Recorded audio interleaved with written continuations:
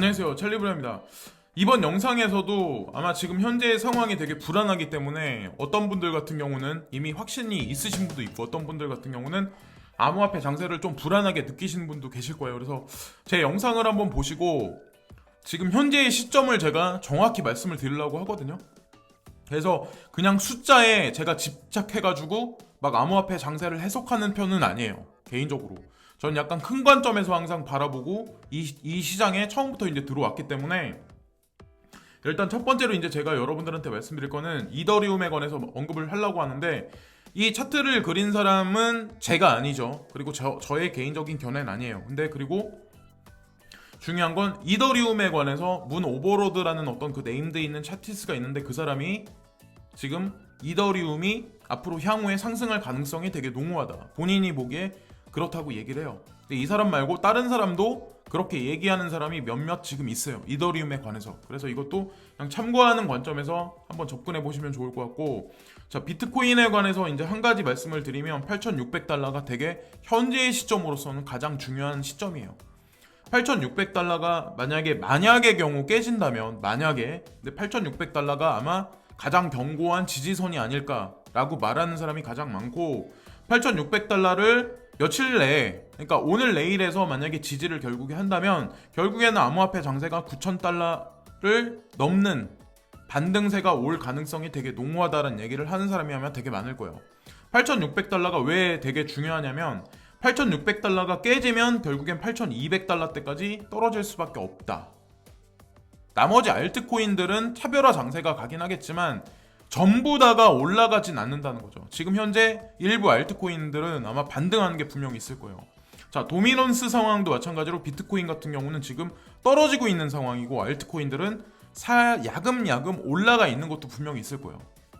양쪽 측면이 마찬가지로 비트코인이 뭐 그런 우세하다, 알트코인이 우세하다, 이렇게 딱 잘라서 말하기는 애매모호한 상황이에요.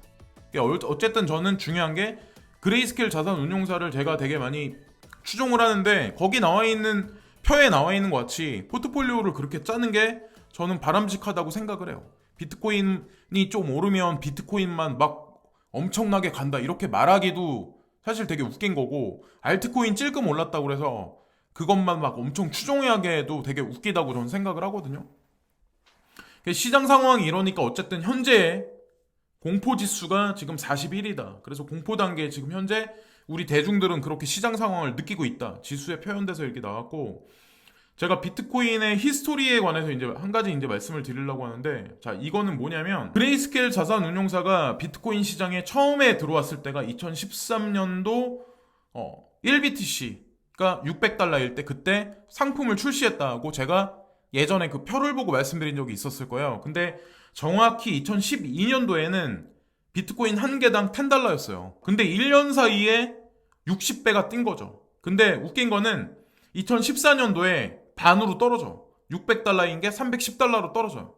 그렇게 해서 1년 동안 또 시간을 보내. 2015년까지. 근데 2015년부터 16년까지 한 3배 정도 올라요. 가장 중요한 건 뭐냐면, 16년부터 2017년까지 19배가 올라버려요. 그때가 대중들을, 매스컴이 막 이렇게 대중들을 여론몰이 해가지고 사람들이 가장 많이 암호화폐 업계에 들어왔을 때가 아마 2017년 말부터일 거예요. 아마 찔끔 사면은 뭐 하루 되면은 그게 엄청나게 올라 있고 뭐 전부 다 오르고 막 이러니까, 그때는 사람들이 막 동화돼가지고 대출 받아가지고 막 코인을 사고 막 이랬었죠. 제가 지금 시점에서 한 가지만 더 말씀을 드릴게요. 지금은 2016년부터 해가지고 2017년 들어가면서 비트코인 뭐 ETF가 어쩌느니 매스미디어사도 되게 많이 늘어났고, 우리가 볼거리, 뉴스거리도 시간이 흐르면 흐를수록 되게 많이 나오기 시작을 해. 하다못해 뭐 CNBC라든가 경제TV 이런 데도 암호화폐 코너를 또 중점적으로 다루는 또 코너가 신설돼 있어. 이러니까 사람들이 암호화폐에 관해서 조금 더 흥미를 많이 갖는 거죠. 근데 자, 보세요. 아무도 관심을 갖지 않고 막 이랬을 때 2011년도에 10달러였어요. 제 채널을 구독하시거나 시청하시는 분들 중에 2011년도에 이게 1BTC에 10달러라고 했을 때 여기에 돈을 투자할 사람이 과연 누가 있었을까요? 저도 투자 못했어요. 2011년도에 이게 설상 10,000원이라고 해도 12,000원이라고 해도 그러면 그레이스켈 자산운용사는 2013년도에 상품을 출시했다고 말씀드렸죠. 그러면 2011년도나 2012년도부터 이 시장에 들어왔을 텐데 이때 이들은 어떤 걸 보고 과연 이때부터 매집을 했냐는 거죠. 10달러일 때. 그러니까 지금의 사람들이 비트코인 뭐 1,000만 원에서 뭐 얼마 떨어지네 막 이렇게 막 말을 하는 게 이때부터 이 시장에 있었던 사람들한테는 무의미하다는 거죠. 왜? 그때는 10,000원이었는데 지금 1,000만 원인데 1,100가 올랐네. 뭐 얼마가 내릴까요 오를까요 하는 게 그게 의미가 있을까요? 자, 그래서 제가 한 가지 말씀드리면 2017년도 연말에 저는 솔직히 그런 생각을 하거든요. 대중들이 매스컴 몰이에 휘말려가지고 양몰이 하는데 매스컴도 일조를 했어. 누구나가 다 그때 막 이렇게 열광을 했죠. 대출 받아가지고 내가 가지고 있는 자산보다 많은 돈을 투자해가지고 지금 빚더미에 떠앉아가지고 그런 분도 아마 분명히 몇몇 분은 분명히 계실 거라고 생각을 해요. 암호화폐 투자를 조금 더 해가지고 조금 더 일찍 해가지고 돈을 벌었네. 뭐 람보르기를 타네, 페라리를 타네, 아파트를 뭐 트리마제로 이사를 갔네, 뭐 몇십억대 돈을 벌었네. 그걸 보고 투자를 안 한 사람이 어디 있어요? 사람이라면 다 편하게 살고 싶고 돈 조금이라도 더 벌고 싶은데 직장 생활 해봐야 뻔한데. 자, 그래서 소리 소문 듣고 우리는 이 암호화폐 시장에 들어와가지고 지금까지 이제 머물러 있는 사람도 많은데, 제가 이제 지금 가격대를 보고 한 가지를 말씀드리면, 자, 보세요. 지금 뭐 21만원인데 뭐 23만원 간다, 뭐 18만원대까지 떨어진다, 뭐 이더리움이, 이런 걸 말씀드리려고 하는 게 아니라 대중 심리에 관해 제가 한 가지만 말씀드리려고 하는 거야. 자, 비트코인 캐시가 얼마 전에 23만원까지 떨어진 적이 있었어요. 아마 다 기억을 하실 거예요. 리플 코인도 지금 313까지 떨어졌는데 여기보다 훨씬 더 떨어진 적이 있었을 거예요. 그럼 그때 그거에 관해서 확신을 갖고 내가, 나는 아니라고 하지만 가슴에 양심에 손을 얹고, BCH가 예를 들어서 23만원일 때 비트코인이 850만원까지 떨어졌다가 지금 찔끔 올랐는데 850만원대, 700만원이 갔을 때, 아니면 360만원일 때, 올해 초같이 그때 살 수 있는 사람이 과연 몇이나 될까요? 그 공포를 견디고. 근데 지금 예를 들어서 이더리움이 21만원대야. 18만 5천원대에 이더리움을 못 샀던 사람이 21만원대에 이더리움을 살 수 있을까요? BCH가 그때 23만원이었는데 현재 32만원이야. 되게 쉽지 않다는 거죠. 이게 말이 쉽지, 사람들은 떨어지길 바래. 떨어지면 나는 산대, 그렇게 말을 해. 근데 막상 떨어지잖아요. 그러면 이게 쉽지 않다는 거야. 그리고 또 웃긴 거는 떨어진 가격에 살려는 사람이 또 그 가격이 또 오르잖아요. 그럼 또 못 사. 그러다 보면 못 사는 거예요. 말뿐이야. 내 마음가짐은 그래. 근데 현실적으로 사람 심리가 그러기가 되게 쉽지 않다니까요. 근데 암호화폐 시장을 저는 좀 약간 시간이 흐르면서, 물론 뭐 가격대가 올라가서 확신하는 것도 있지만, 저는 솔직히 그런 생각을 되게 많이 하거든요. 자, 여기 보세요. 이게 벡트에서 이번에 벡트 구조적인 어떤 그 로드맵에 관해서 누군가가 나와서 설명을 하는 건데, 이게 이제 어저께 밤에 이게 올라왔기 때문에 제가 한 가지 말씀드리려고요. 자, 인터컨티넨탈 익스체인지라고 여기 보면 ICE가 있고 마소가 있고 스타벅스가, 이 세 가지 회사가 뭉쳐져가지고 만든 게 벡트죠. 근데 자, 마이크로소프트하고 스타벅스 빼고 인터컨티넨탈 익스체인지만 갖고 제가 말씀을 드릴게요. 인터컨티넨탈 익스체인지에서 만든 게 뉴욕 증권거래소죠. 자, 이렇게 말하면 이미 게임 끝난 거 아닌가요? 뉴욕 증권거래소를 만든 모체가 있어. 근데 거기서 마소하고 지금 보면 스타벅스하고 손을 잡고 벡트라는 어떤 그 이익 집단을 하나 만들었어요. 그리고 그것을 통해서 많은 기관 투자가 자금을 브리징 역할을 해서 많은 자금이 들어올 수 있는 관문을 만들어 놓은 거예요. 선물 시장하고 옵션 시장을 통해서. 딱 여기까지만 얘기해도 이미 정답은 나와 있는 거 아닌가요? 물론 우리가 만족할 만큼 숫자가 지금 올라가 있는 건 아니지만, 우리 대중은 내가 산 코인의 숫자에 결국엔 모든 것이 다 거기에 포커스만 맞추지, 이 사람들은 그 숫자를 만들어내는 사람들이잖아요. 구조를 만들어내는 사람이잖아요. 그러니까 얘네는 상관 안 한다는 거지. 어차피 본인들이 칼자를 쥐고 있으니까. 시세는 안 좋은데 인프라가 계속 구축하고 있다는 거에 관해 제가 한 가지만 이제 뭐 여러 가지 뉴스가 있는데 제가 이제 여러 가지 뉴스를 다 말씀드리진 않아요. 근데 제가 딱 봐서 이거는 그냥 말씀드리면 좋겠다 하는 몇 가지 뉴스가 있어. 코인베이스도 지금 보면 이건 아마 8월 달부터 아마 이 카드가 나온 걸로 알고 있는데 비자사하고 이제 엮어가지고 데빗 카드를 만드는 적이 있어요. 거래소에서 코인을 살 수 있게. 근데 그게 원래 기존에는 영국하고 EU에 몇 개 안 되는 나라에 국한된 얘기였었는데, 그리고 기존에는 원래는 이 카드하고 연계돼가지고 비트코인, 이더리움, 그리고 비트코인 캐시하고 라이트코인까지만이었는데, 이번에 코인을 다섯 개를 추가를 시켜요. 자, 보시면 XRP가 있고, 베이직 어텐션 토큰이 있고, 어우거가 있고, 스텔라 루멘 제로엑스까지가 있어요. 근데 거기다가 또 이 카드를 쓸 수 있는 나라가 또 10개국이 또 여기다 추가가 됐어요. 불가리아, 크로아티아, 덴마크, 헝가리, 아이슬란드, 리히텐슈타인, 그리고 노르웨이, 폴란드, 루마니아, 그리고 스웨덴까지. 시세는 안 좋은 건 사실이에요. 근데 일단 인프라는 계속 늘려나가고 있는 건 사실이잖아요. 그러니까 만약에 망할 것 같은 시장, 별 볼 일 없을 것 같은 시장이라면 이들이 이렇게 안 할 거라고 저는 생각을 하거든요.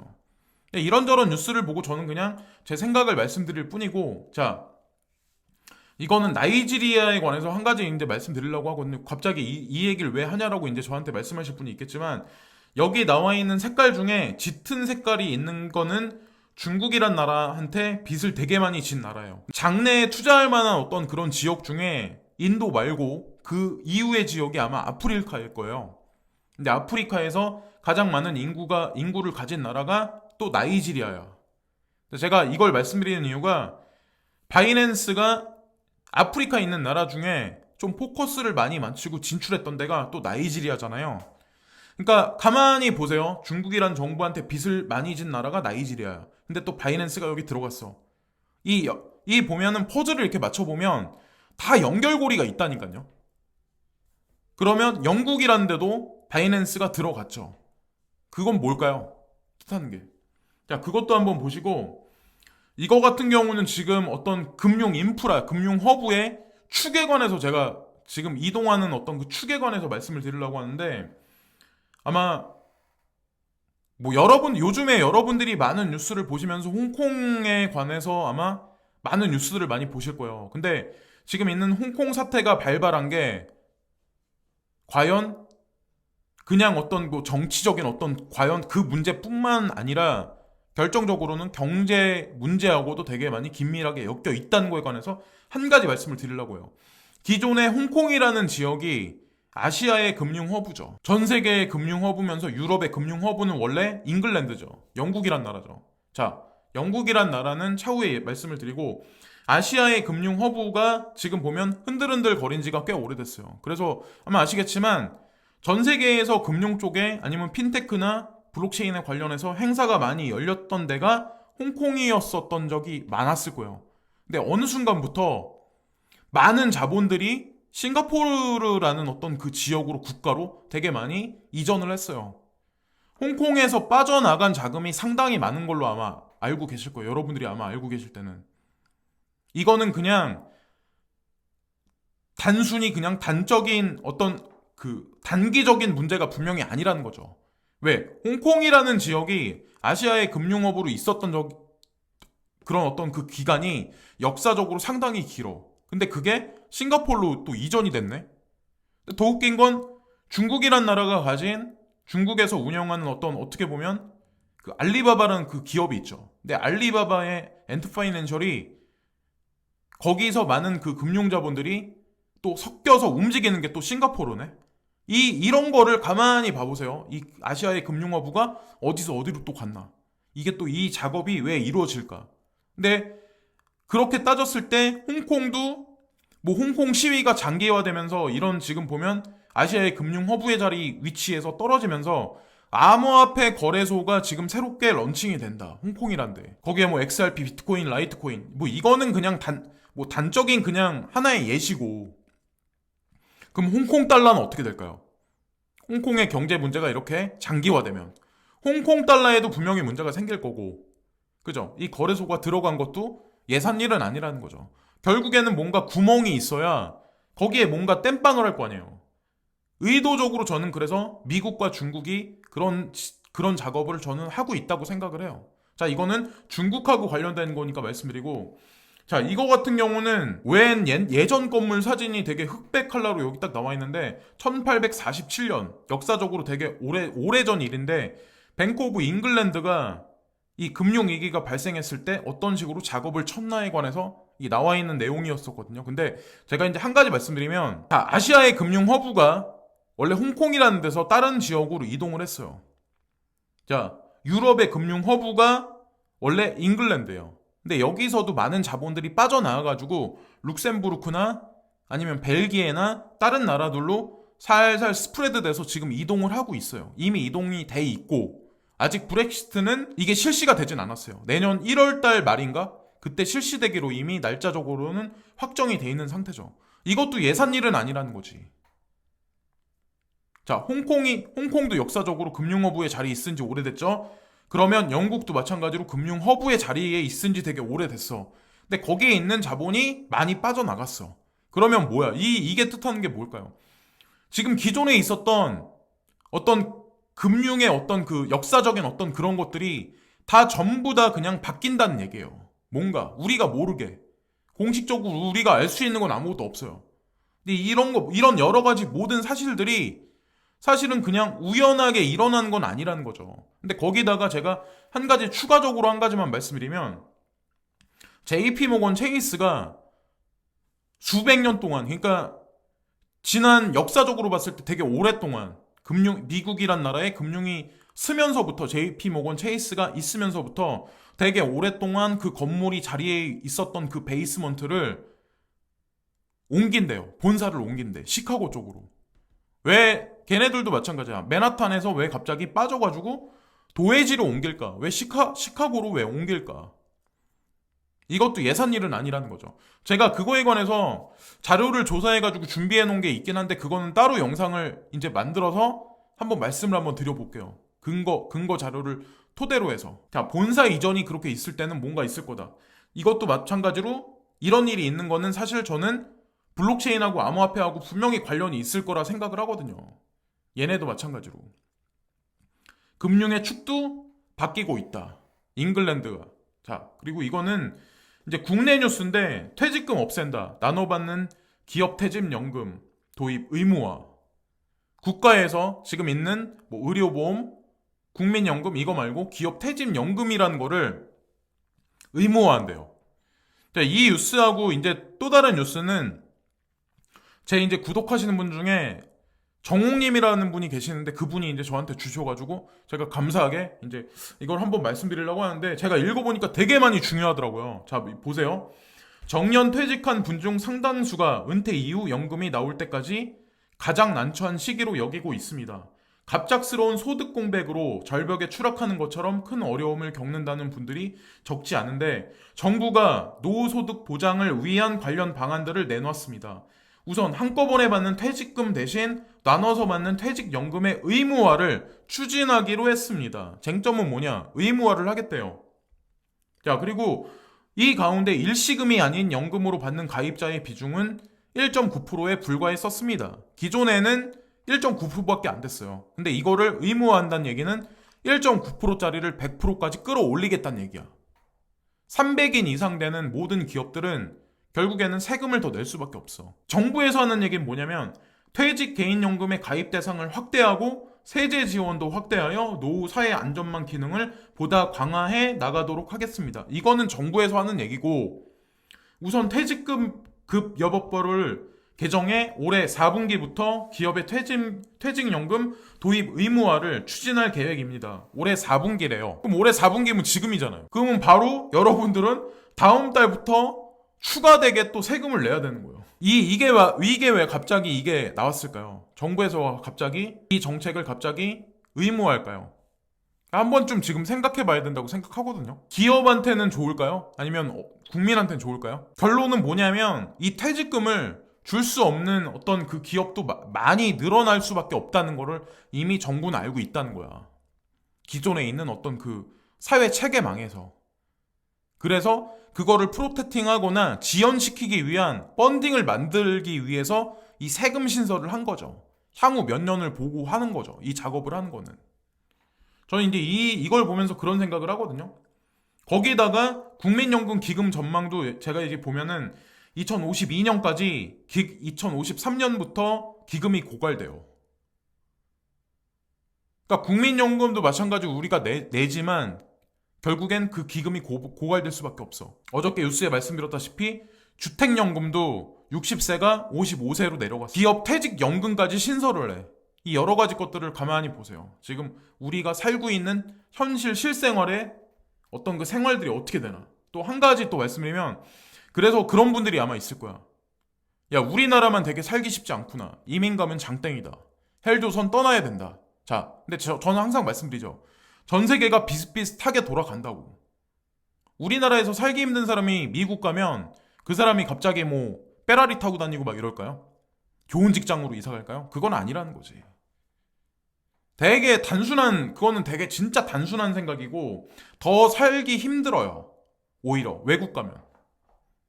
여기서 서울대 나온 사람이 해외 가가지고 어디 슈퍼하거나 아니면 세탁소 있죠. 그런 거 인수해가지고 노년에 그렇게 하는 사람도 생각보다 많아요. 미국의 10월 재정적자 156.9조 원 기록, 1년 새 34%가 증가했다.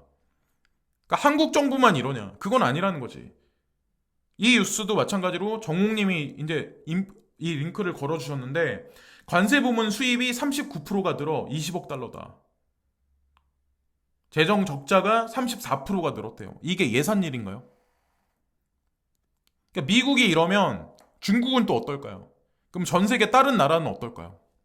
지금 현재 상황이 다 마찬가지라는 거예요. 그래서 암호화폐가 생겨난 게 이게 우연이 아니라고 저는 이제 말씀드리는 거예요. 이것도 어차피 이 각국의 정부들하고 짜고 치는 고스톱으로 다 연결돼 있다고 저는 생각을 하거든요. 왜 제가 그런 말씀을 드리냐면, 인터컨티넨탈 익스체인지가 벡트라는 어떤 그 거래소를 만들어냈잖아요. 거기서 선물 옵션을 추가를 시켰네. 이름은 이미 얘기가 다 끝난 거란 말이에요. 결국에는 화폐 시스템 체계가 결국에는 그 위주로 해가지고 거기서 레버리지를 이용해서 모든 것이 뒤바뀔 수밖에 없는 그런 형국으로 갈 수밖에 없다고 말씀을 드리는 거예요. 오늘은 좀 이런저런 얘기를 말씀을 드리면서 아마 제가 말씀드리는 그런 거에 관해서 이해하실 분도 있고 이해 못하실 분도 분명히 계실 거예요. 그러니까 암호화폐만 올랐으면 좋겠다는, 그냥 그거는 우리 발상이고 우리 생각이고, 못 견디는 사람은 뭐 어떻게 해요? 계속해서 이 바닥에 남아 있을 수 없고, 뭐 전체적인 큰 그림에서 맥락이 어떻다는 거를 어느 정도 인지하시고 이해하시는 분들은 지금 숫자에 조금에 예를 들어서 이제 움직이지 않으실 분이 더 많으실 거야 아마. 지금까지 이런저런 뉴스를 말씀드렸는데, 오늘도 뭐 비가 아침에 좀 약간 뿌리긴 했는데 감기 조심하시고, 불장이 올 때까지 모두 다 건강하시고 불장이 올 때까지 잘 이렇게 견디고 해보자고요. 지금까지 찰리 브라운이고, 오늘도 진심으로 감사합니다. 항상 진심으로 감사합니다. 구독과 좋아요 부탁드립니다. 감사합니다.